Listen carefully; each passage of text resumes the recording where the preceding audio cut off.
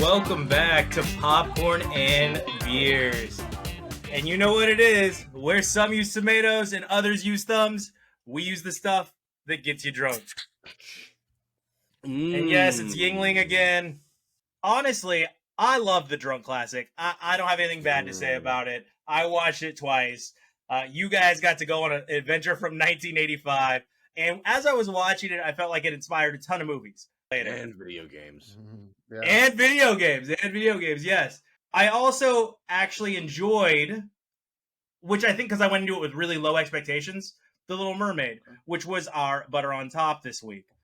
But before we get into all that, I will start with what we were watching, where we always start.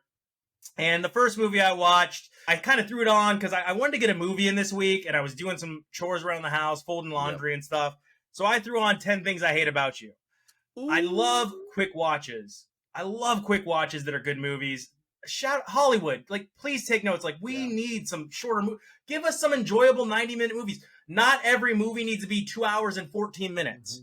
All right? A 90-minute movie, a 100-minute movie, that's totally fine. Like, it's so enjoyable, a good ride, funny people. It's just the way to go, in my opinion. Just having some fun real quick, and if something cool happens, and bop, song at the end. Yes. Yeah. And that is exactly 10 Things I Hate About You. And what a cast. Like, JGL. Yeah, JGL. Young JGL. For those who don't know, that's Joseph Gordon-Levitt. I know he's been away for a bit, but that man is a rock star. He's a great actor. I really enjoy him.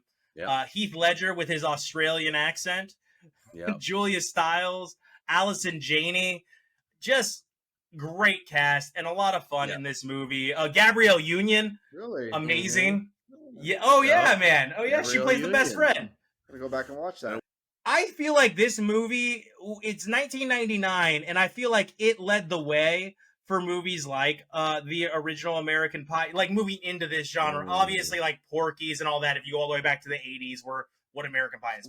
But as far as like the teenage date movie of the 90s, late 90s, early 2000s, I feel like 10 Things About You was really like boom, boom, boom, and led to like She's All That with Freddie Prinze Jr. And it opened the door for a lot of people as well, as far as the actors I mentioned. Lots of phrases that couldn't be said today were said in that movie, and I was like, nope, not getting away with that one. Nope, not getting away with that one. And it did bring me back, though, to when I was young and what I thought high school would be like and what I thought a high school party would be like. Sure, right? Yeah. And it was so much fun. And I again, for some reason, like, I fall for the good guy, the guy doing good. So Joseph Gordon-Levitt, the lead, I thought he was great in the movie. For me, it's a popcorn and 2 just for nostalgia. In reality, if I had to be a Jordan, which is a real critic, I would say a popcorn and 1 probably. Jordan, I tease you because you're the best critic on the show. Thank you. yeah. We mentioned on one of the other shows that, like, I'm shooting blindly, and Fry's aiming, but you got the scope. All right, that's the styles. So yeah, if I was this best critic on the show. The next thing I watched was Fubar with Arnold Schwarzenegger. I'd like to say welcome back, Arnold. We missed you. Lots of references to get to the chopper. Lots of reasons for him to be like, get to the chopper, like over and over again. I would say 4 out of the 8 episodes he says it, and he says it multiple times in these episodes. So lots of excuses for callbacks, and of course he's got a daughter in the CIA. Yeah, because he lost him. I would say a comedic take on. Not really Taken, but kind of Taken, and then like Die Harder. So they go for a lot of jokes. It's fun.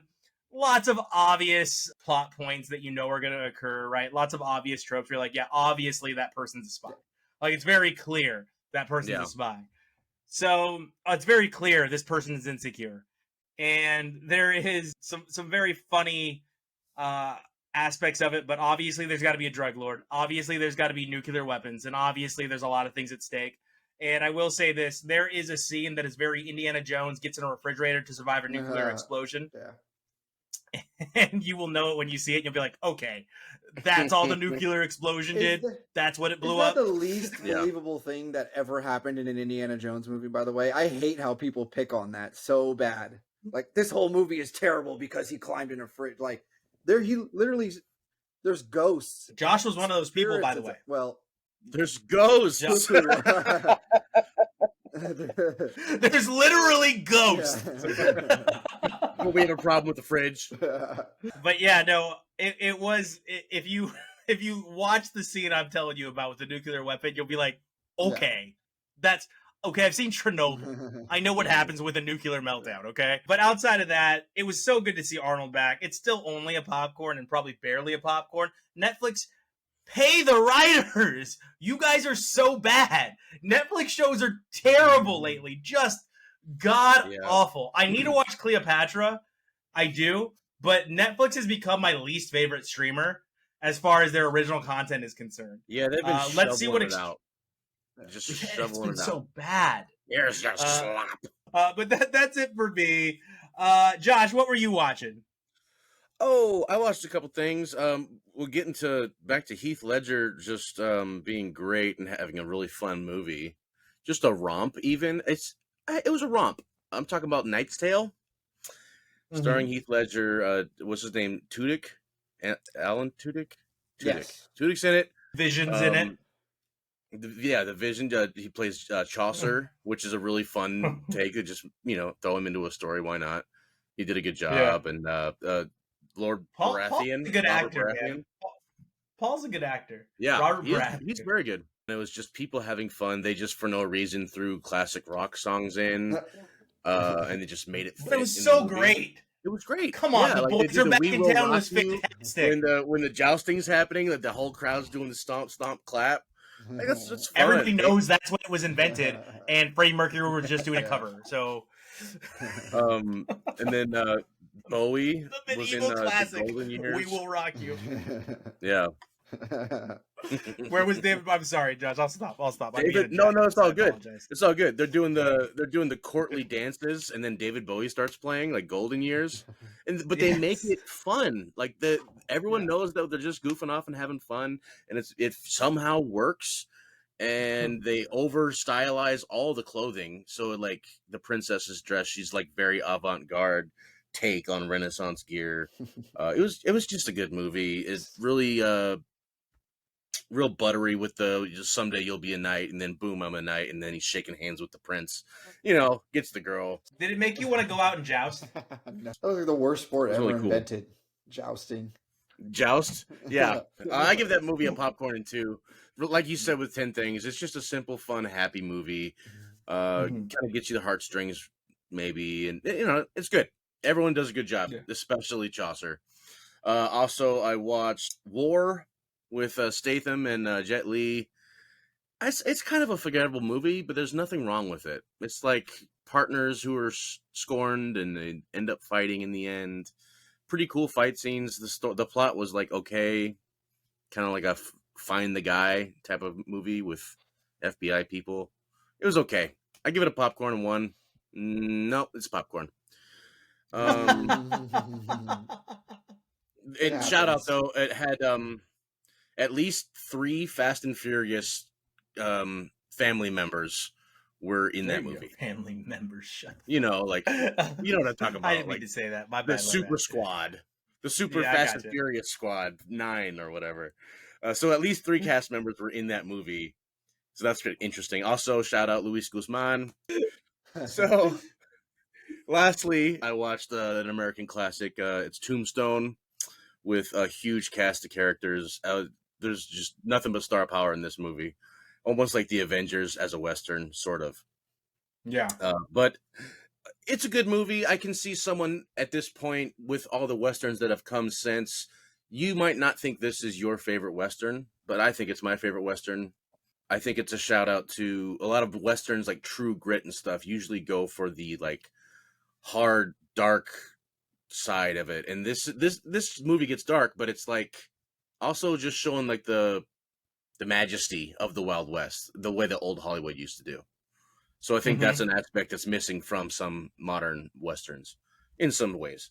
But anyway, the biggest part of this movie, of course, is Val Kilmer as Doc Holliday. That's like John Goodman as Walter on Lebowski, or Heath Ledger Joker, Ralph Fiennes as Gustav H. from Budapest Hotel. It's just one of those roles that is iconic, and no matter what you think of the movie, that performance makes you need to watch the movie and watch it again. He's just so good in that role. It's his best role. Doc Holliday was incredible. Every one of his lines I have memorized. Yeah.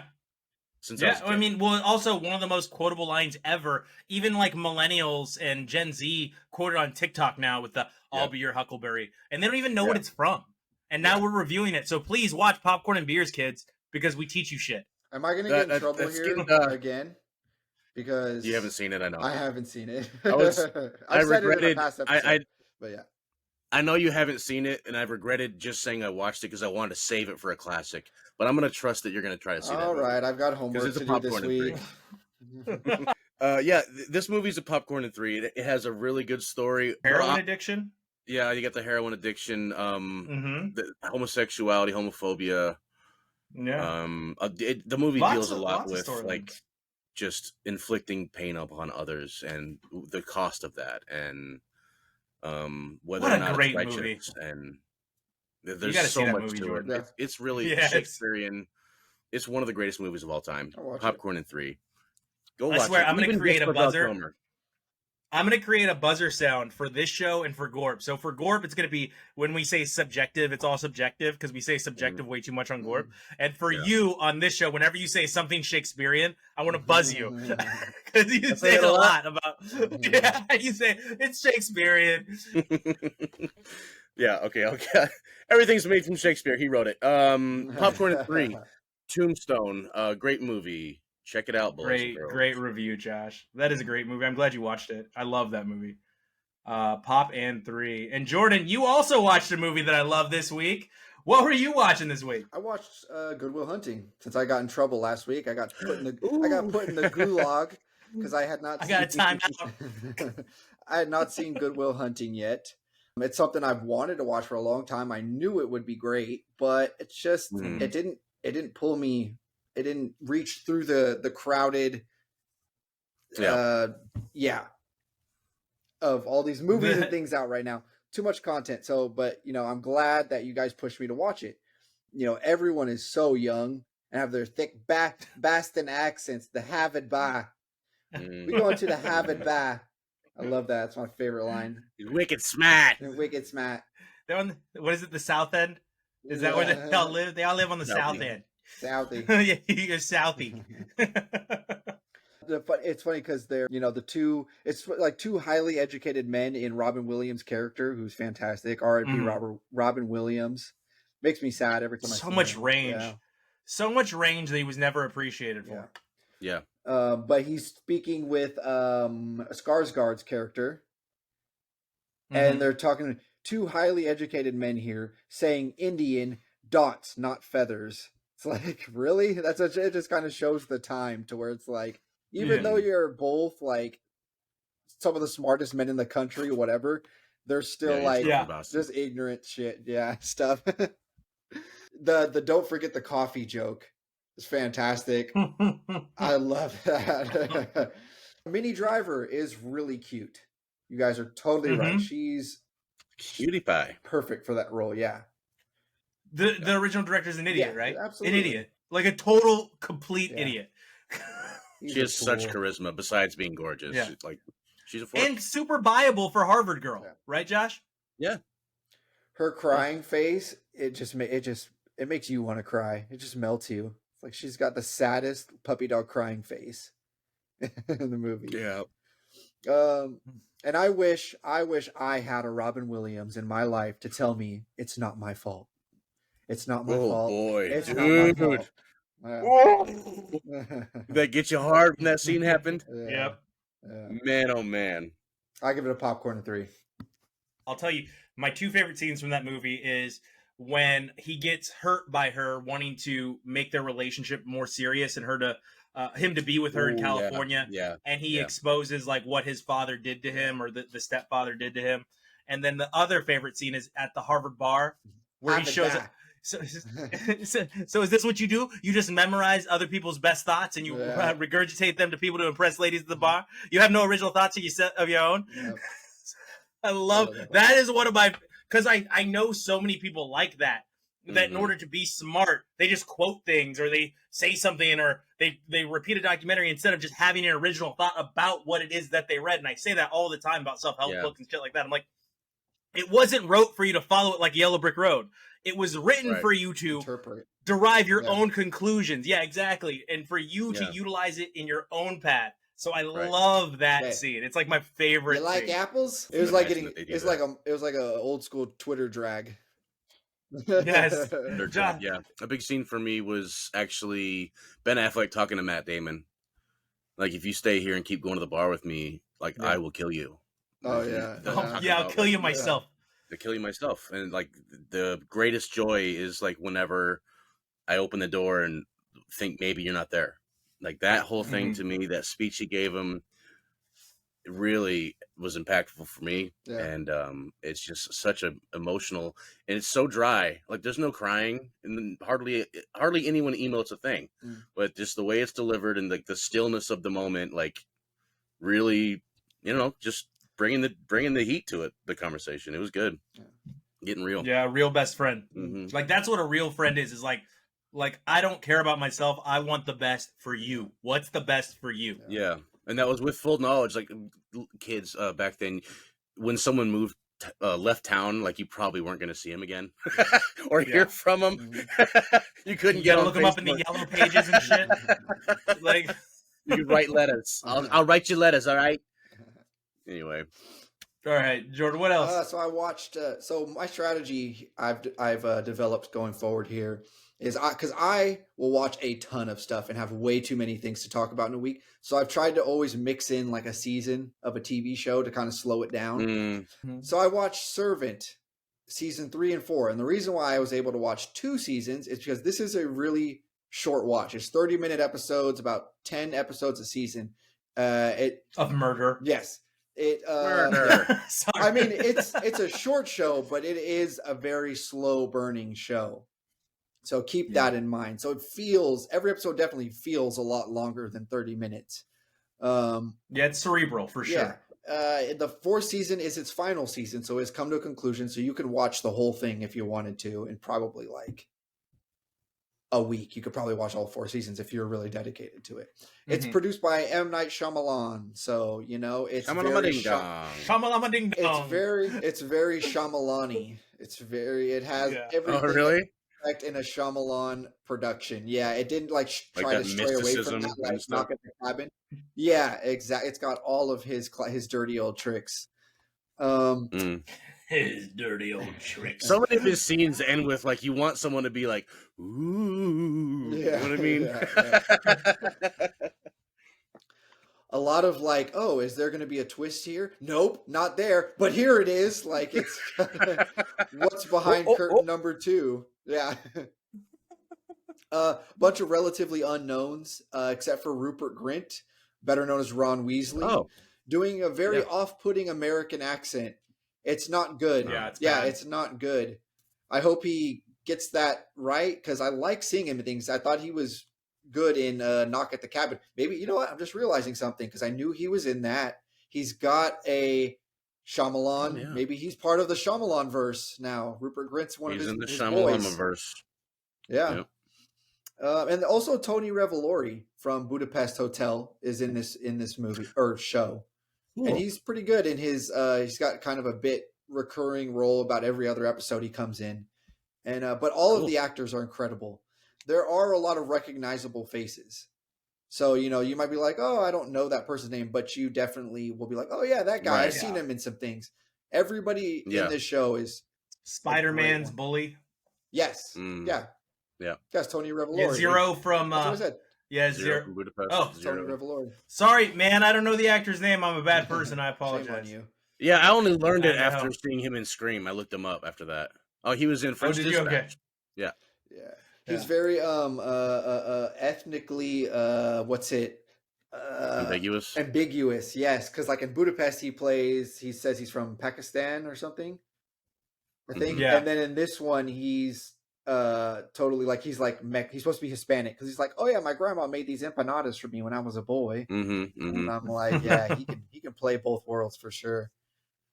You can play a lot of Yeah. worlds. Yeah, brown guy. Wow. That was aggressive. I mean, that's what I mean by it. Like, just find me a brown guy. Yeah. That's what the executives say. Yeah. I got Yeah. you. He's playing a character. He's playing a character. It's okay. Yeah. Right. Yeah. It's a super bizarre, off-putting quick watch about religion, religious cults, mental health, class disparity, with a little bit of the supernatural that can't really be explained in a simple way. I couldn't really explain this show and what the draw is, the real. Oh, Yeah.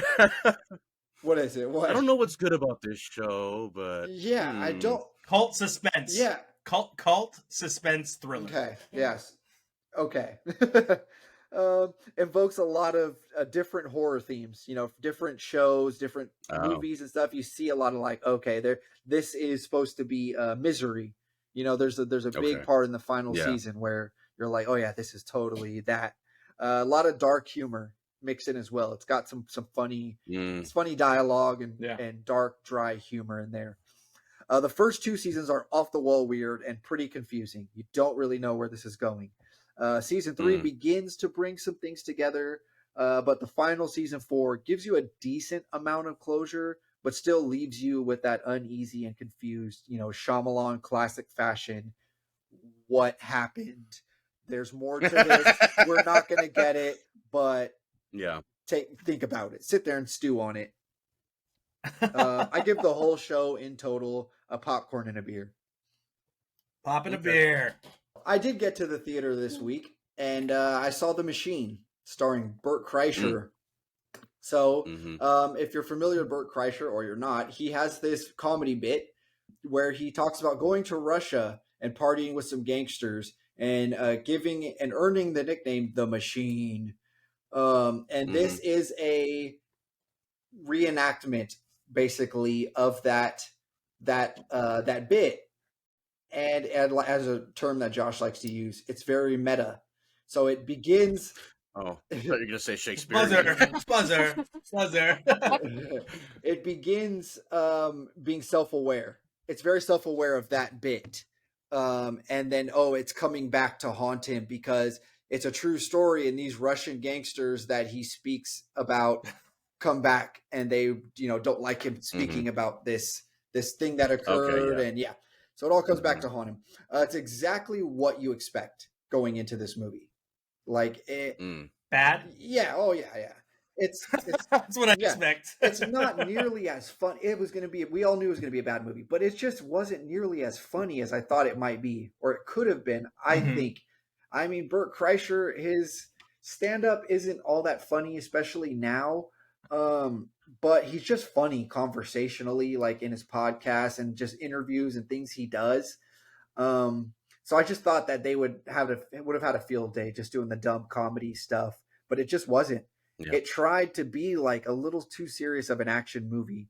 It had a few really big laugh moments and a few fan Easter eggs in there. So if you're fans of Bert Kreischer and his buddies and his whole, world, you'll catch some things in there. I'm not going to spoil it, so I'll see if you catch it. Okay. The action was decent. I mean, granted, it's Bert Kreischer flipping over tables, doing double drop kicks and things like that. So it's very phony, but it's just like you can tell he's just like, let me have my moment. Let me be the action star. Let me have Mark Hamill be my dad. Luke Skywalker. He's Mark Hamill's a fish out of water in this movie. You could tell Bert just really wanted Luke Skywalker to be in a movie with him and be his dad. The highlight of how much money do you want? How much money? I'll write the check. Yeah. How much money do you want? You can tell probably half of the budget went to Mark Hamill. The highlight of the movie is the guy who plays young Bert, Jimmy Tatro from American Vandal. Oh, that is a fantastic show. If you ever get a chance on Netflix, quick watch 2 seasons. The spoof on a documentary, right? Yes, it's a mockumentary. Super, super funny. And he's also from an internet Facebook show called Real Bros of Simi Valley. Okay. If you want a really stupid funny watch, I'm sure it's one of those clips on the internet that everybody's seen where there's the guy and the baby, and he's like, "Why is he looking at me like that, bro? Get your boy, dog. Get your Oh yeah, boy." yeah, You've yeah, ever yeah, seen? yeah, Yeah, yeah. yeah, yeah. It's a very viral clip. It's super funny. It's good. Watch that. He's the creator of that. Funny guy. He needs to be in more stuff. I want to see this guy I'd buy that. either writing more comedies, starring in more comedies. He's hilarious. But I give the movie a popcorn. Okay. Popcorn. Also, for those who don't know, the movie Van Wilder was largely inspired by Burt Kreischer's actual college career. Really? Yeah. Yeah. At Florida State. Hmm. Yeah. I heard that interview as well. There was some Rolling Stone article that written about him, and they took events from that and made Van Wilder. Wow. And last for you, before we get to our drunk classic, Yeah, I Jordan? finished up.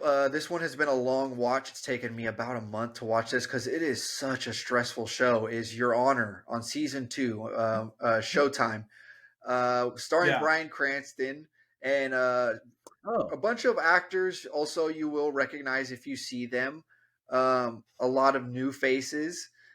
Season 2 has Rosie Perez in it playing I love Rosie Perez. She's kind of typecast as like the over ambitious, kind of selfish, despicable FBI cop agent person. They're kind of crapping on all these people for their own career gains. The first season is phenomenal, gripping TV. Every episode is high stress, like you're sweating watching this show. There's a son that is just absolutely one of the worst. You know what? And there's a theme in these Bryan Cranston TV shows. His son in Breaking Bad is just like terrible. You can't stand him because it's like, dude, why are you not trying to help your dad? Like, I don't know. Yeah. He doesn't really have any redeeming qualities. Yeah. No. I give the first season a pop 3. It's up there with, Breaking Bad, in my opinion, is the greatest TV show ever made. But it's very, very good. It's like Bryan Cranston just picked up in that vein of the deceptive, I'm trying to do good. I'm just, doing things for the greater good kind of guy. It's that same character at its core. I give it a pop 3. Season 2 started out very slow. I didn't think a second season was really ever necessary. It could have just stayed because it was supposed to be a limited series. But it got such good reviews. I guess they went, we could take this a couple more places. Bryan Cranston, the greatest, the GOAT. The female antagonist.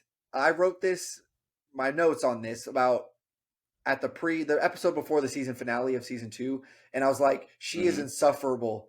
She is awful. And then, but I was like, maybe I'm just being a little mean. Like I'm not seeing things from her perspective. Then you watch the finale and you're like, she is awful. She is a horrible, very dislikable character. And also a theme in Bryan Cranston things. The wife goes down as one of the most dislikable characters in all of TV ever. Yeah. In Breaking Bad. Skyler did nothing really that wrong. He did a few things bad, but not really. But still, no, she reacted appropriately, Josh. You're right. You're a meth dealer, and then react appropriately. And I feel like you're right, Skyler. But everyone's like, stop messing with him. Like she got hate mail and like. She is hated. Yeah, I disliked her. I wouldn't say but she is very highly hated. Yeah. I'm the one who knocks. Great line. It's a gangster drama, kind of court procedural overall. It's called Your Honor because Bryan Cranston's character is a judge, or was a judge. Not gonna. That's the only spoiler you get from me. His gavel. I give the season 2 a popcorn and 2. It's gonna have more seasons, so yeah. Okay. All right, so we got a pop in 3 season 1 and a pop in 2 season 2. So they must have wrapped it up pretty well at the end. And we're going to do our best to wrap it up well at the end of our show. We've got 2 more reviews for you. And the first one is my drunk classic, The Last Dragon. Now, some of you have noticed I dig into the 80s quite a bit for some of my classics. Yeah. And that's just because it's my father and my mother, like they introduced me to so many like movies and so many Like, it was the 80s. Like, this is what it was. Like, these movies, they're corny, they're montages, they're music, they're Feel kung good. fu. They're just, heroes and villains, and everybody wears sequins, and they're all in costume together. And that is what Show Nuff's gang is. Show Nuff's gang is in costume together. Who's the prettiest? Show Nuff? Man, oh man. I loved him so much. I'm not going to steal Josh's review because I know some of it already. But the opening Kung Fu montage, just wow, 80s, just drooling, dripping 80s Kung Fu. Your introduction to Show Nuff in the movie theater, where he is the baddest and his gang is the baddest, and he doesn't take nothing from nobody. And I almost think this is one of those movies where we start to see the intersection of Asian and African American culture like start to like crash into each other. Where like because like most of my friends that are black are really into like martial arts and boxing and fighting and mixed martial arts, and then like anime and like lots of things that come from like the Asian culture. And then you have the Asian culture and the way they dress, their music.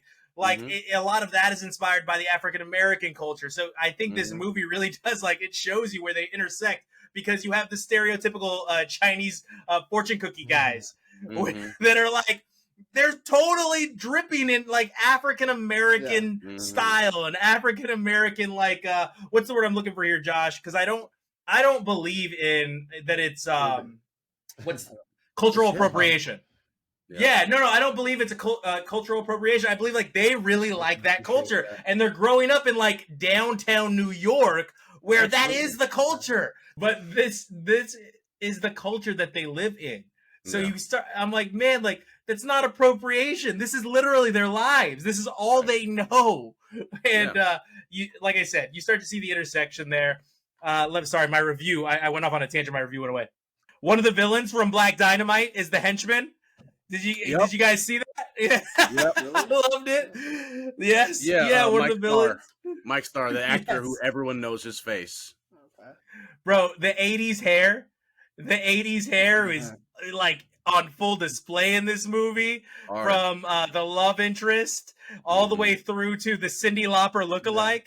William H. Macy with the blonde highlights. William H. Macy, man. He's in there for like 5 Look at the connections we make with our movies. It's crazy. Yeah. What were you saying, George? The blonde highlights? He's in there for like 5 seconds. It's just like the random. It's like, it's William H. Macy. Goodbye. Yeah.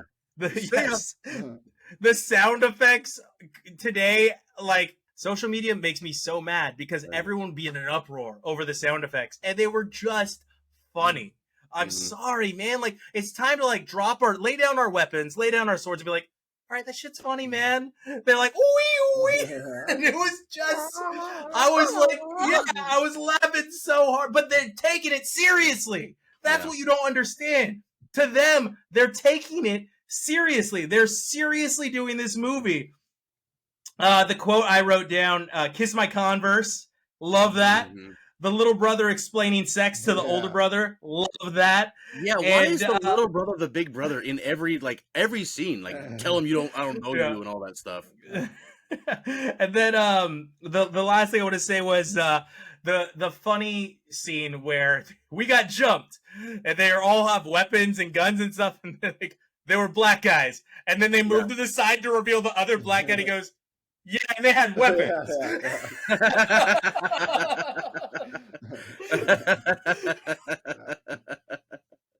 So that's my review, guys. I'm sorry. I love to hear what you guys have to say about it. I apologize for hogging so much time, but I really enjoyed this movie. I was very confused with what I was watching. Let me restart. So I had to jump through some hoops. This movie is findable. It's rentable on whatever, Apple TV. You could find anything you need to watch. Anyway, these days. I ended up having to go through Apple TV Plus, and I actually found it for free. I had to do a 7-day free trial to this sub channel called All Black. And if you're just looking to watch this movie, you could do a quick 7-day trial and cancel it. That's what I did. Anyways, back to my review. Super confused by what I was watching. I was like, I was like, is this supposed to be a parody? Is this a comedy? Is this an action? Is this taken?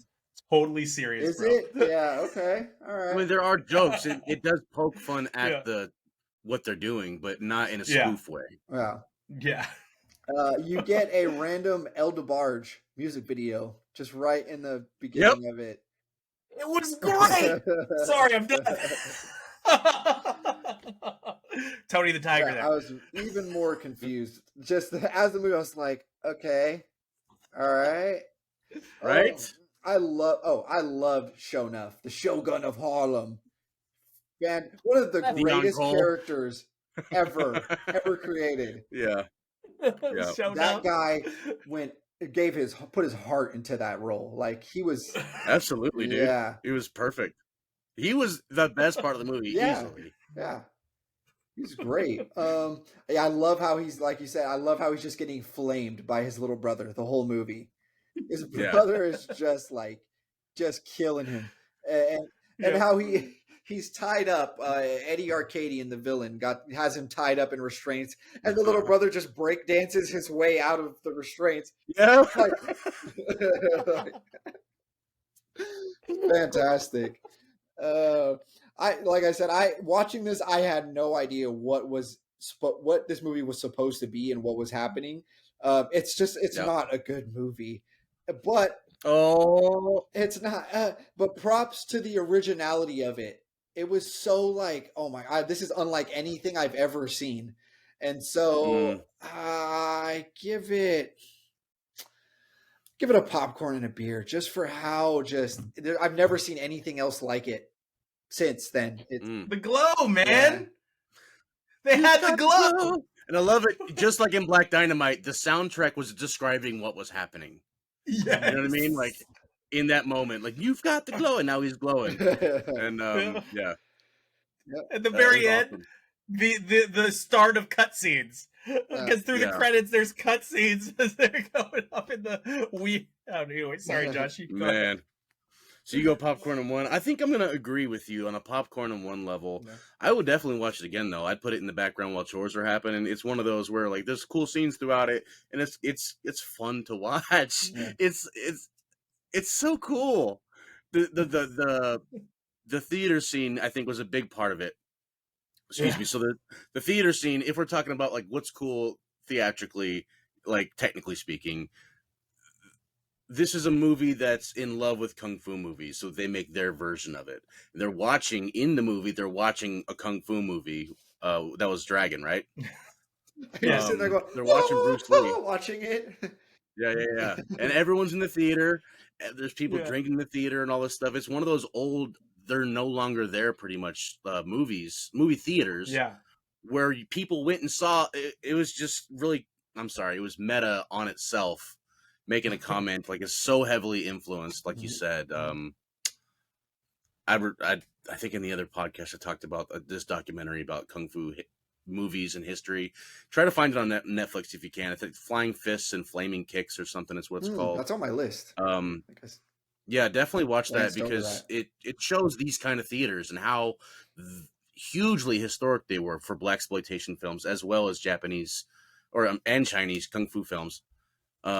So they're in the theater in the history of the moment, and that's really cool commentating on itself. And then Shonuff comes in there and does his big speech where he's the baddest. But I love how like most of the crowd just wants him to shut up. No one's fearful of this. Yeah. He's just some guy like walking or strutting around like I'm an alpha male, I'm the one. And everyone's like, okay, dude, fine. You know what I mean? And then he just rolls and breaks. Please shut up. Yeah. But that brings me to the plot. Like, Shonuff just wants to fight the kid just cause. Yeah. There's no other reason. Yeah. Some kid said that Bruce Leroy is the best fighter or he could beat you up. So that's his arc. I'm gonna go fight this guy. Yeah. And then go to the other bad guy, Arcadian, right? So he gets the girl to his place. He gets her to watch the music video, which by the way was a better song than the song and dance that was earlier in the movie. That song was bad. Did you listen to it? It was bad. Like, the barge? Really bad. Yeah, it was a bad Feel the beat song. Rhythm of the night, dancing to the morning light. I love that. No. I'm talking about the main girl. was singing in When the she club. was singing, Oh, that was terrible. Yeah, gotcha. The lyrics were really weird. Yeah. But so it didn't work out for him. So now he's going to threaten her to put the music video on there. That didn't work out. The girl left. So now Arcadian doesn't really have any motive to do anything anymore. The plan just leave it alone. But we're still going to kidnap the girl. And who's this Bruce Lee? Like, let's go beat him up for no reason. Like, the plot completely vanished, but it doesn't matter. We have this big scene where the guy's, welcome, Bruce Leroy, you know, and he's like, he gets the henchmen that all look like characters from Double Dragon. That brings me to the huge Dragon. Truly. And I looked it up, and it was it came out 4 years before Double Dragon, so probably a huge influence. Along with movies like Mad Max. That's very 80s. The 80s were crazy, man. It was just a fun time. It was the Cold War happening. Everyone was getting AIDS. There was cocaine and heroin all over the place. Everyone was sad, so we can make these happy, fun movies with disco lights. That's what this movie was. It was pretty good. Sha-la-la-la-la, Disky Girl. And that would be our butter on top. So I was the only one that was able to get to the theater, and if you follow me on Facebook, you will see my post of. So here I am, the only adult male in the theater to watch The Little Mermaid, and I really was the only adult male in the theater to watch Little Mermaid. I was very grateful that it wasn't a packed house. I was very grateful that my seat was all the way in the very back right of the theater. There's no shame in it. But so with this one. Right off the bat, a popcorn one, but not because it wasn't a bad movie. It was a fine movie, and I had really low expectations. I didn't think it was going to be good. Everyone on Halle Berry, like, leave her alone. She was fantastic, probably the best part of the movie. The gentleman that played Eric was definitely outacted by her. And I will tell you, I kept a song count. There was 12 songs. 12 songs. And a lot of Part of Your World just injected in places, just injected. Like, you get a Part of Your World, and then throughout the movie, you're gonna get more Part of Your World, whether it's orchestra Part of Your World or her humming Part of Your World. It will be throughout the movie. What are those things again? Oh yeah, feet. Yes. So. Just put that throughout the movie. Feet. Also, another movie. Why is this movie so long? You don't need the movie to be this long. Eric doesn't need a song. No. Eric doesn't need a song. There's no need for Eric to have a song. Doesn't even need I don't need him to sing. Yeah, he's irrelevant. He's just the guy that happens to be a prince. I will tell you this. Awkwafina as Scuttle was great. She dropped some bars in the movie. When you see it, you'll know exactly what I'm talking about. And yes, Awkwafina can rap. And she does a Disney rap for this movie. And it was funny. It was totally Disneyed out. I love the line, "I'm an educated crustacean. I don't need this," from Sebastian when the king makes him go and find Ariel. Javier did a great job. He was fantastic. I put down every dog owner gets it, and that's because Eric, before jumping off the ship that was burning, runs back to save his dog. And I was like, every dog owner gets this. Everyone will understand exactly what's happening here. Absolutely. Apparently, mer people don't know how to give CPR. Like, they don't believe in CPR at all. I don't know what they do when a mer person goes into cardiac arrest, but it's definitely not CPR, because after Eric had drowned, she's just like, "Wake up!" And I was like, okay. And it works. So apparently that's mer CPR. He's like dead after drowning. And she's like, "Wake up, idiot." And he does. He wakes up. It was funny because there's a scene where they talk about mer people. And it reminded me of Zoolander, where he's... Merman. Merman. And it's like, what are you, a mermaid? I'm a merman, pa. Merman. And that reminded me of that. It's funny because there's like a whole bunch of magic that goes on during a party, and everyone just ignores the magic and goes like, "No, don't fight." And I'm like, no one's gonna comment on all like the magic stuff that's happening. Like, we're just gonna, that's normal. We'll deal with that later. There's no acknowledgement. Like, there's some magic stuff happening. Like, this lady just turned into an octopus and like scuttled away. Yeah. No mention of that. Like, that's a normal thing. Yeah, this Cthulhu monster was on our boat, but whatever. So, Kiss the Girl is a top Disney song. Immediately when they started that, when it was the best song in the movie, got the feels.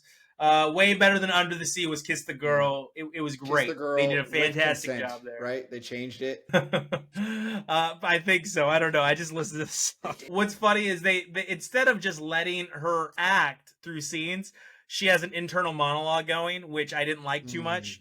And I think if they cut out a lot of the internal monologue, we get a shorter movie. We get a shorter movie. We didn't need that. That's a missed opportunity for good face acting. Yeah. The symbolism of the island party, you'll know it when you see it. I loved it. And I hope everybody takes from it what I took from it, which was if we all just get along and like put aside our differences and understand like we all just want to live a good life, we all just want to be happy, we could all party together. You really get that vibe from the island party scene, and everybody's just really nice, and it's literally nearly every culture, and they're just dancing, having a good time, feeding each other with like different foods are cooking. And I was like, man, I dug this. And I thought that Disney did a really good job of weaving that into the story. Like I said, overall, popcorn and a beer. Your kids are going to love it. Your kids are going to love it when you take your kids. Your nieces, nephews are going to love it. It was a fun. And hats off to McCarthy. Melissa McCarthy crushed it. She looked so perfect Crushed for it that at first. role. Crushed it? Yeah. That's awesome. Yeah. Cool. She crushed it. She was great. You know, as far as the songs and the length and all that stuff goes, I mean, I'm sure you already know this, of course. If you look at this, a Disney movie like this as anything but merchandise building, then you're wrong. That's what this is. It's just like they want to sell lunchboxes, they want to sell CDs or MP3s, excuse me, or whatever, downloads, T-shirts. This is for the 4-year-old girl that loves princesses, and all the songs are just more candy for them. So as long as the movie's good, I allow that kind of stuff. As long as the movie pulls through, you know. So it's nice to hear that it was good. Yep. It was fine. It was a fine movie. Representation matters. Exactly. For all you people, Ariel the Mermaid is a fictional character. I'm not going to go on a long thing about this because I don't want to get into some areas. She is a fictional character. Fictional characters can be played by any person, any race, any gender. It doesn't matter. It's just about what makes children happy. That's what this really comes down to. In buying the tickets, I asked a cousin who is absolutely obsessed. She's older than me. Absolutely obsessed with Little Mermaid growing up. And I thought she would be like, oh, hell yeah, I want to go see this movie. She was like, no, I don't like the choice for Ariel. And it's not where you think this is going. It wasn't a racial thing, because that's what I thought at first. I was like, really? You of all people? This is you don't like this? She's like, no, not at all. I just think her eyes are too far apart. And I was so weird. She was like, I don't. It's so she's weird. like, I don't like the way she looks. Her eyes are too far apart. And I was like, so you don't want to see this movie because of? Okay, whatever. So she hates Anya Taylor-Joy. Probably. I don't think she knows. Anyway, Josh, as we wind down, it is your drunk classic. Unveil the surprise, sir. I will unveil the surprise. I went in theme with the butter on top, which will be discussed later, but we're gonna go animated for this feature. Okay. It's the it's an art house film. We're gonna get real artsy. I'm not sure if you're gonna like the movie, but you're gonna appreciate the movie. I guarantee it. It's Loving Vincent. Every frame of this movie was hand painted. They're all oil paintings. It's got a huge cast. Yeah, it's about Vincent van Gogh. It's about his life based on real events. They study. It took years and years to make it. Every frame's an oil painting. That's all I need to say. Go watch the movie. It's great. Cool. All right, so we've got some homework to do. I think I've heard of that movie, but haven't seen it. And you've got some homework to do. Get your friends, get your family to follow our show. Butter on top. And the reason they're going to like it is because we do things like the butter on top to include all of our audiences. And our butter on top this week is Spider-Man. And it's not Into the Spider-Verse. It is, what is it now? Jordan, help me out with the back title. Is it Across the Spider-Verse? Across the Spider-Verse, into many Spider-Verses. Anyway, you're going to love it. I love it. Only Jordan hates it because he hates children. But outside of that, please subscribe, rate, and review. Thank you so much for joining us. We'll see you at the movies. We'll bring the popcorn, and you bring your beer. Movies.